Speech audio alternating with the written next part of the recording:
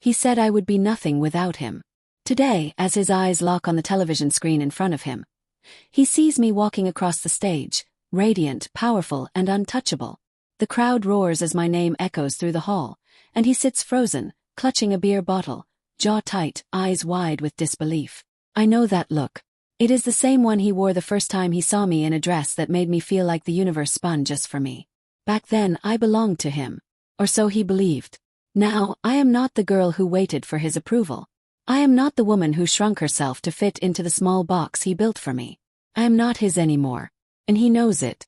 There was a time I would have given anything for his attention, for one kind word, for him to see me as enough. He used to laugh when I spoke of dreams, of becoming someone. He used to smirk and say, "You will never make it without me." But here I am. And there he is, watching, remembering, regretting. This is not a revenge story. This is the story of a woman who rose from the ashes he left behind and learned how to set the world on fire. I grew up in a small town where the sky always looked like it was painted by hand, where the nights were quiet and the days passed slowly. Life there was simple, predictable even, but I always carried something restless in my heart. From the time I was a little girl, I dreamed of something more. Not just more money or a better house, but more of life itself. I wanted to taste it all, feel it all, live beyond the boundaries of that tiny place. I remember lying on my back in the grass, staring up at the clouds, imagining stages, lights, crowds, and a version of me that had made it. People used to smile when I told them my dreams, but I could always hear the disbelief in their voices. My mother would gently pat my head and say, "It is good to dream, sweetheart," in the same tone people use when they say something is cute but unrealistic.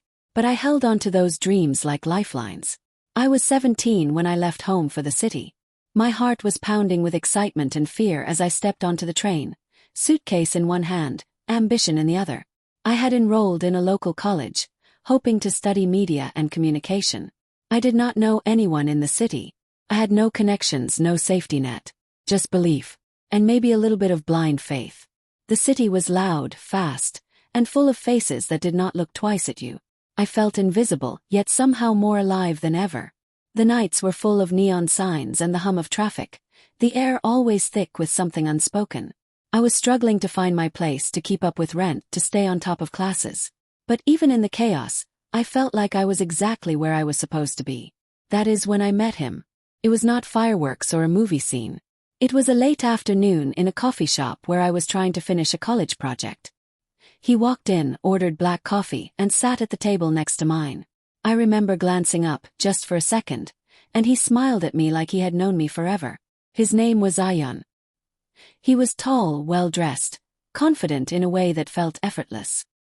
He leaned over after a while and said, "You look like you are writing the next big story." I laughed, shy and flattered, and told him I was just trying to pass my course. That was the beginning. He was magnetic. There is no other word for it. He had this way of making you feel like you were the only person in the room, like every word you said mattered. He listened with such focus, such intention. We talked for hours that day. He asked questions about my dreams, my childhood, my favorite books, and the kind of music that made me cry. He made me feel seen, really seen, for the first time in a long while. And when he walked me to the station that evening, I remember thinking, *, maybe this is it. Maybe he is the one. *. It did not take long for things to move quickly between us. Within weeks, we were inseparable. He would surprise me outside my classes, take me on long drives through the city, and show me places I had never even heard of. He always seemed to know what to say, what to do. He made grand gestures, flowers, notes, little gifts. But more than that, he gave me attention. Constant, warm, undivided attention. In a city that barely noticed my presence, he made me feel like I mattered. He was older by a few years, already working in marketing, confident in ways I was still learning to be. I admired him, looked up to him. He talked about building a future together, traveling the world, maybe even starting a business. He told me he believed in me. He would say, "You have something special, I can feel it," and I would carry those words with me like armor. I started imagining a life with him. A shared apartment, shared dreams, maybe even marriage one day. I told my mother about him, and she sounded relieved. "I am glad you found someone who understands you," she said. Believe she was right. In him, I thought I had found not only love but a partner who would walk beside me as I chased my dreams. He encouraged me at first. He would ask about my classes, help me with assignments, even suggest ideas. When I got my first internship at a local radio station, he was the first person I told. He picked me up that evening with a smile on his face and said, "I knew you would get it." I was glowing, filled with hope and belief that everything was finally falling into place. Looking back, I now realize how fragile I still was back then. I was building my identity, learning how to stand on my own 2 feet, and I had wrapped so much of my worth in his praise, in his presence.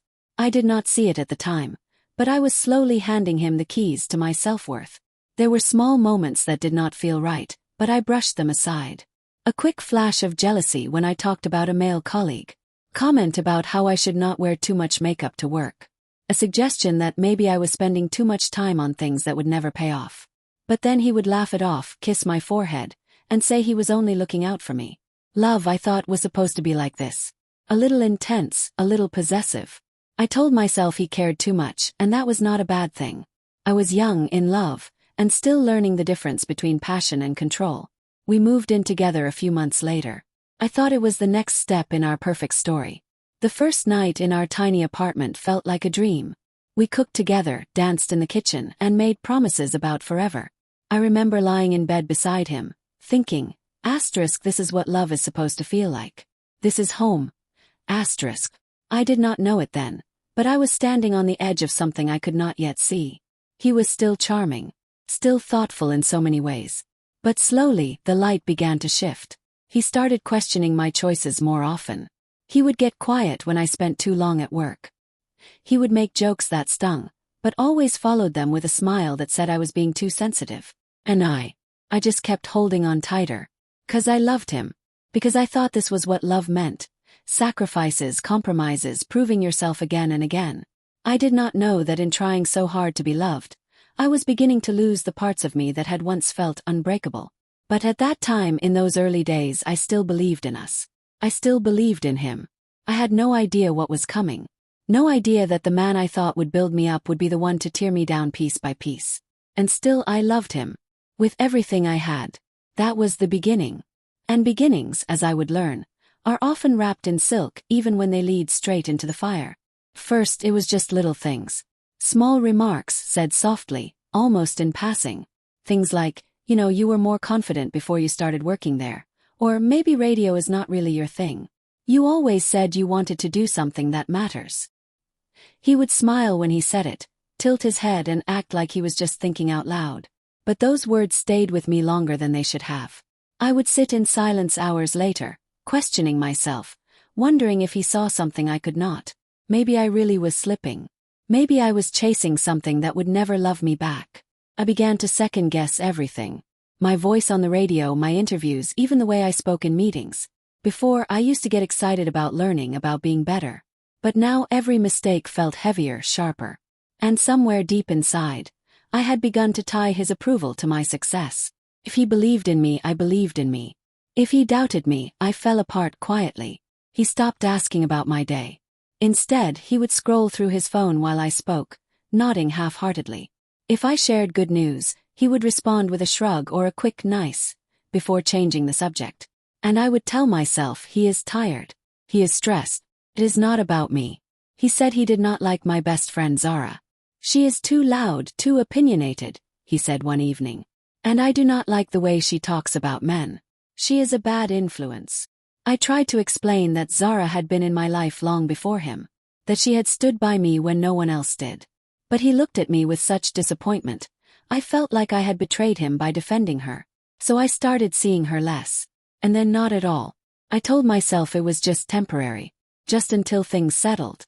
He began calling constantly, asking where I was, who I was with, when I would be home. It started with concern. He said he worried about me in the city. But over time the questions became accusations. Why did it take you so long to get back? Who were you laughing with just now? You said you would call me at 7. It is 7:15. And when I tried to defend myself to explain, he would sigh heavily and say, "You are making me feel like I cannot trust you. Is that what you want?" Well, that was never what I wanted. So I apologized. Again and again. It was easier than fighting. Easier than being met with silence or anger or those sharp, cutting looks that made me feel like I had become a stranger in my own home. The apartment that once felt like a dream began to feel smaller, colder. I moved through it quietly, carefully, always trying not to upset him, always trying to be the version of myself he would approve of. I stopped wearing the lipstick he used to say made me look beautiful because one day he said it looked too much. I began dressing more modestly, wearing muted colors. I deleted photos from social media because he said they looked desperate. He never shouted, never hit, but he knew how to hurt with words, with silence, with just enough doubt to make me question everything I knew. One night, I told him I was thinking of applying for a job at a bigger station, one I had dreamed of since college. I was so nervous to bring it up but also excited. I thought maybe he would be proud. Maybe he would see that I was finally becoming the woman I always wanted to be. He just looked at me and said, "Why are you always chasing things? What do you have to prove? You are not that special." Smiled. He nodded. I changed the subject. But something in me cracked that night. I could feel it. I started staying late at work, not because I had to but because being there felt lighter than being home. I would walk through the city, buy myself cheap coffee, sit on benches and just watch people. I had begun to feel like I was floating outside my own life, watching myself become smaller every day. My voice felt quieter. My laughter had become rare. When my manager praised me on air for handling a difficult segment with grace, I almost cried. Not because of the praise itself, but because I realized how long it had been since someone saw me, really saw me. But then I would go home and find him waiting, arms crossed, questions ready. He said I had changed, said I was becoming distant, that I was too busy for love. I wanted to scream. I wanted to ask, what do you think I have been doing all this time? Drowning just to stay close to you. But instead I said I was sorry.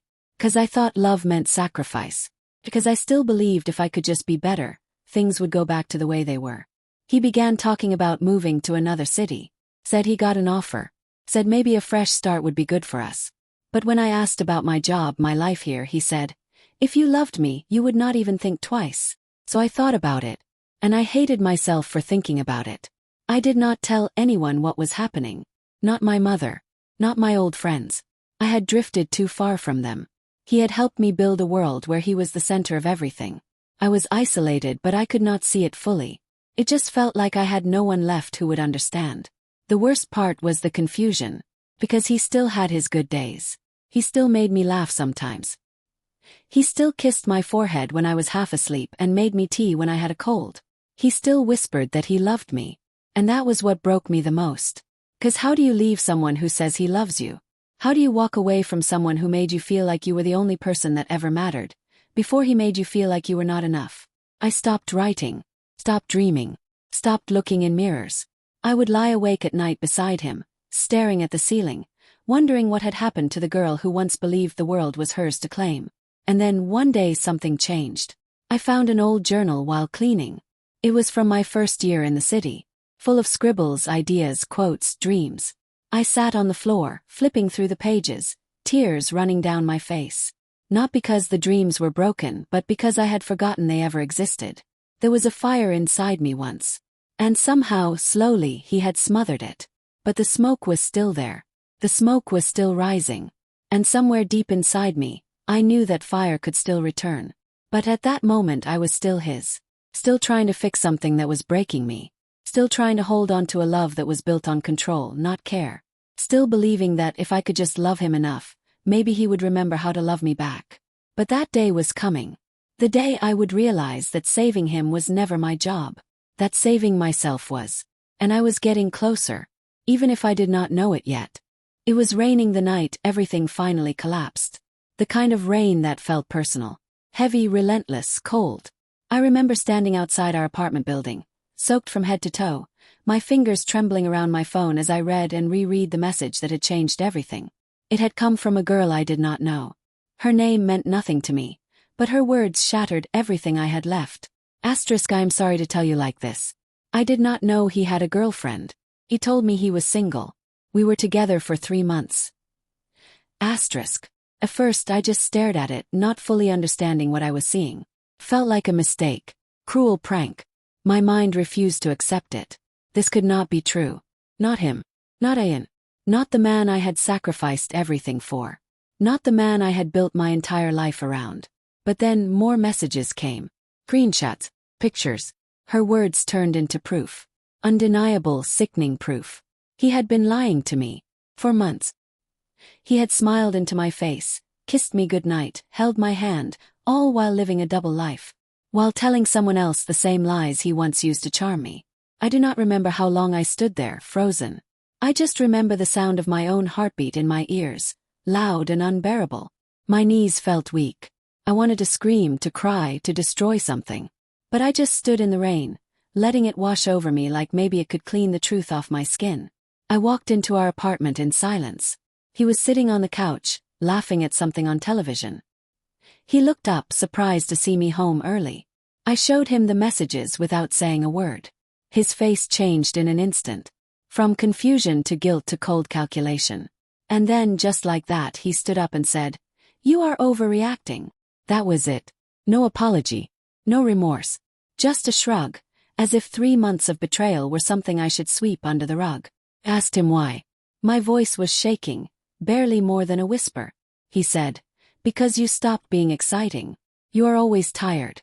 Always chasing things." I needed something different. I could not breathe. His words cut deeper than the betrayal itself. I had given up friends, dreams, pieces of myself for him. I had bent and broken and rebuilt myself to be what he wanted. And in the end, he still wanted something else. I locked myself in the bathroom that night, slid to the cold floor and broke. Truly broke. The kind of crying that comes from your bones. The kind that makes you wonder if you will ever feel whole again. I looked at my reflection in the mirror, and I did not recognize the woman staring back. Her eyes were hollow, her face pale. She looked like someone who had been through a war she had never signed up for. I stayed there for hours, knees pulled to my chest, silence pressing down like a weight. I did not move. I did not think. I just existed in that space between heartbreak and numbness, where everything hurts and nothing feels real.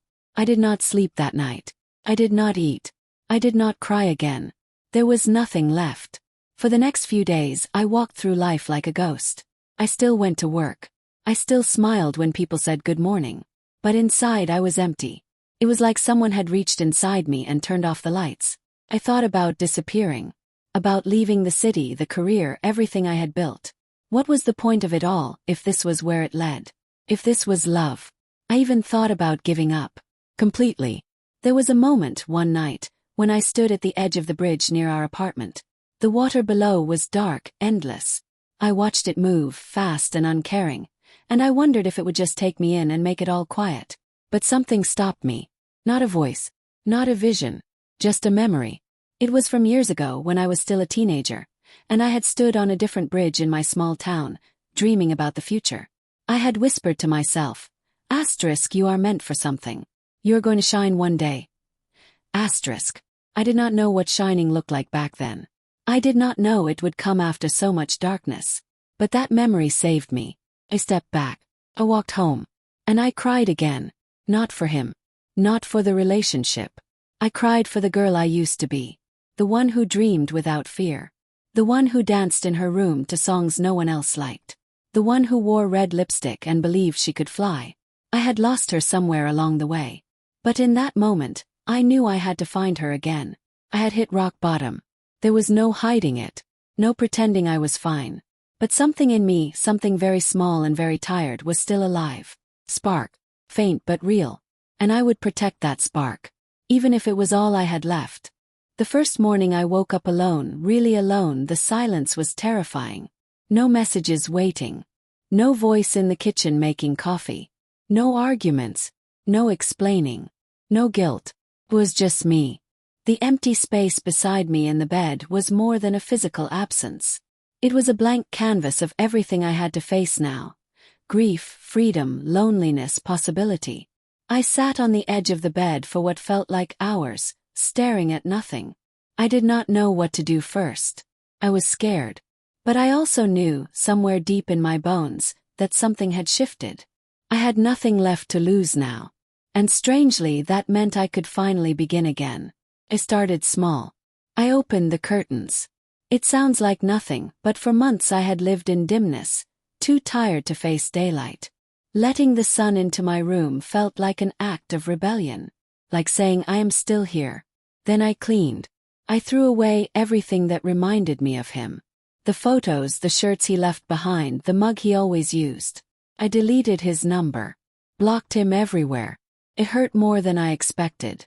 My hands trembled. But I kept going. Had to. I went back to work the next day and forced myself to be present. I did not fake a smile. I just did the work. I spoke into the mic, and for the first time in a long time I did not censor my thoughts. I said what I felt. I opened up about pain, about heartbreak, about rebuilding. And people listened. They reached out, called in, wrote messages, told me they had been there too. It surprised me how many people carried silent wounds.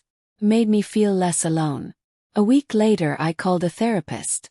At first I could barely speak during the sessions. Cried a lot. I told her I did not even know who I was anymore.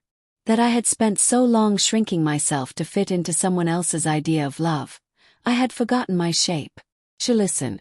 She never interrupted. And she helped me peel back the layers. I talked about my childhood. My fears. My dreams I had abandoned. I talked about the little girl I used to be. The one who filled notebooks with radio show scripts. Who used to record herself on cassettes and pretend she was a star. And slowly, I began to feel something stir inside me. That girl was not gone. She was waiting. I started taking walks in the evening again. With music in my ears and the city lights all around me, I began to feel free in a way I had not felt in years. I would sit at cafes with a book, laugh out loud at something funny, and not feel self-conscious. I started reconnecting with old friends. Zara was the first. She cried when she saw me. She said she never stopped thinking about me. She said she was waiting for me to come back. We sat for hours that night, drinking coffee, sharing everything we had missed.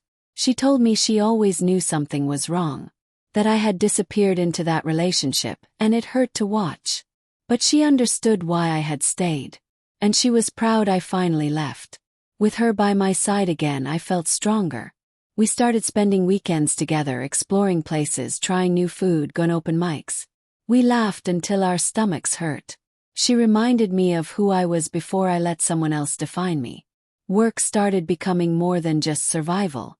I pitched an idea for a new show. A segment focused on personal journeys, healing, strength. I called it The Other Side. Management loved it. They gave me full creative control. It was the first time in a long time I felt trusted. The show took off slowly but surely. People began to tune in for honesty, vulnerability. I shared my story in fragments, never naming him but always speaking my truth. Others called in to do the same.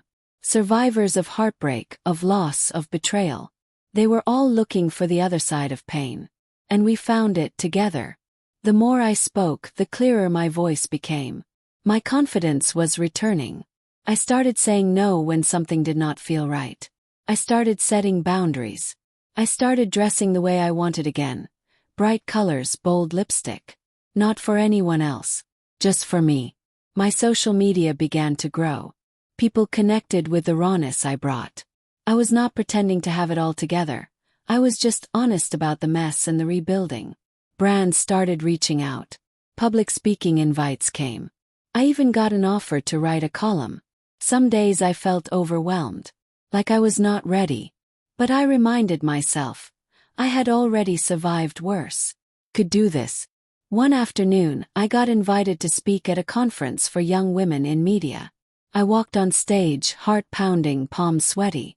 But the moment I looked out into the crowd, I knew I belonged there. I told them my story not with shame but with power. I told them that sometimes the worst thing that happens to us is also the beginning of our becoming. They stood up for me when I finished. Applauded. Some cried. And I stood there, tears in my eyes, finally feeling like I had come home to myself. Therapy became a place of celebration instead of just healing. I told my therapist about my new show, my talks, my growing voice. She smiled and said, "I told you she was still in there." I moved into a new apartment. Nothing fancy, just mine. Light poured in through the windows. I filled the walls with art, with quotes, with reminders of who I was. There were no shadows left of the past. Just light and peace and my own energy. I still had hard days. Triggers. Moments when a smell or a song would pull me back into old wounds. But I no longer let those moments define me. I breathed through them. I let them pass. I learned to love myself with patience. I fed my body good food, gave it rest, moved it with kindness. I started journaling again. Not out of pain but out of curiosity. I asked myself, asterisk, what do you want now? What makes you come alive? Asterisk. And the answers surprised me. I wanted more than just to survive. I wanted to create, lead, teach, to hold space for others. I wanted to show women what it looked like to rise again. So I did. I launched an online platform where people could share their own healing journeys. I partnered with mental health organizations. I raised money for women's shelters. I spoke in classrooms and boardrooms and auditoriums. I showed up, not as a perfect person, but as proof that healing is possible. One day a letter arrived. Handwritten. No return address. It was from him. He said he had been listening to my show, watching my rise. He said he was proud of me, that he was sorry, that he never deserved me. I folded the letter and placed it in a box. I did not respond, not because I hated him, but because I had finally reached a place where his words no longer held power. I had built a new life, brick by brick, tier by tier, word by word, and I was just getting started. The girl he said would be nothing without him. She was becoming everything she was always meant to be. And for the first time in my life, I believed it with my whole heart. The morning light poured through my windows like a soft golden curtain, warming the quiet corners of my apartment. The air smelled like fresh coffee and jasmine, two things I had come to love on my own, without needing anyone to share them with. My routine was simple but sacred. I would stretch, smile at myself in the mirror, and whisper something kind before stepping into the day. You are magic. You are fire. It had taken time, months of rebuilding, therapy, and long nights of doubt, but I had made it. Not just past the heartbreak. Past the version of myself that once accepted less than she deserved. I had stepped into my glow. My hair was longer now, fuller, a little wild like me. I wore colors that scared me before. Deep reds, electric blues, unapologetic yellows. My skin glowed not just because of good skincare but because peace lived under it now. I had nothing to hide, nothing to explain. Every part of me belonged to me again. Professionally, things were moving faster than I could have ever dreamed. My show was the #1 radio segment in the region. I had fans who sent letters, gifts, artwork. A young girl even named her blog after something I once said on air. Power begins when you stop apologizing. I was giving keynote talks, writing articles that went viral, appearing on panels with women I once idolized. I got featured in magazines, asked to host charity galas, and offered a book deal. And every single success felt like a love letter to the girl I used to be, the one who stayed up late with dreams too big for her small room. But the biggest transformation was invisible. It was in the way I spoke, with clarity and certainty. It was in how I said no without guilt, how I walked into rooms without shrinking, how I stopped over-explaining myself just to be accepted. I no longer needed permission to exist. Love, too, started showing up differently. I was not searching for it, but it found me in soft smiles and thoughtful gestures. In someone who listened without trying to fix me. Someone who celebrated my independence instead of fearing it. I was learning that real love does not feel like control or confusion. Feels like calm. And then, of course, there was him. It started with a message request on Instagram. I know I probably should not reach out, but I have been thinking about you. I saw your interview last week. You looked happy. Asterisk asterisk. I stared at the message for a long time. Not out of pain. Not out of curiosity. But out of pure indifference. He was just a name now. A chapter 1 had read and closed. I did not reply. Then he tried again. Comment on a post. Proud of how far you have come. Disguised as support, but soaked in regret. I ignored that too. And then one evening I ran into him. It was at an event. A media mixer, full of familiar faces. I was wearing a sleek black jumpsuit, my curls pinned up. heels clicking confidently as I walked through the room. People turned to greet me. Some whispered, others smiled. I had become recognizable, respected, even admired. He saw me from across the room, and I saw it in his eyes. Recognition, regret. He walked over slowly, like someone who did not quite believe what they were seeing. "Wow," he said. "You look amazing." I smiled politely. "Thank you." There was a pause. The kind of silence that carries everything unsaid. "You are everywhere now," he continued. "TV, podcasts, magazines. I mean, you really did it." "Yes," I said, my voice calm. "I did." He shifted uncomfortably. "Listen, I have been meaning to talk to you. I know I messed up. I was stupid. I did not see what I had. But I see it now. And I am sorry. I stopped him with a gentle smile. "You do not need to finish that sentence." He blinked. "I do not." "No," I said. "Because the truth is, I do not need the apology anymore. You were part of my story, but you do not get to be part of my future." He looked like he had been punched in the gut. "I am not angry," I added. "In fact, I wish you well. Truly. But we are in different chapters now. And I like where I am." For a moment he just stood there, speechless, and then finally he nodded. "You really are not the same girl I used to know." "No," I said, smiling. "I am not. She grew up." I turned and walked away. I did not look back.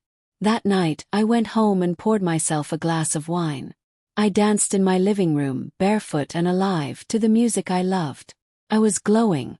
Not for anyone. Not for revenge. Just because I was finally fully myself. And the world had noticed. My name was being spoken in rooms I used to dream of. I had people reaching out for mentorship, brands asking to collaborate, strangers saying I gave them hope. But more than all of that, I had peace. I could fall asleep without anxiety. I could wake up without dread. I could sit alone without feeling lonely. My glow-up was not just about success. It was about healing. About owning every scar and turning it into light. The woman he said would be nothing without him. She had become unrecognizable. And she had never felt more at home in her skin. It was a quiet Sunday evening when I found myself walking through the park near my apartment. The same park I used to avoid when I was trying to disappear. The trees stood taller now, not because they had changed, but because I had. I noticed everything. The golden light dipping through the leaves, the sound of children laughing in the distance, the wind brushing against my skin like a whisper. I sat on a bench, alone but not lonely, and let myself breathe. It was in that stillness that I realized. I had not thought about him in days. Not with anger. Not with longing. Not with pain. Just silence. And that silence felt like victory. He used to live in every corner of my mind. In my fear, in my doubt, in every question I asked myself. Would he approve? Would he care? Would he come back? Now he was a quiet echo. Shadow with no weight. I no longer checked my phone for his name.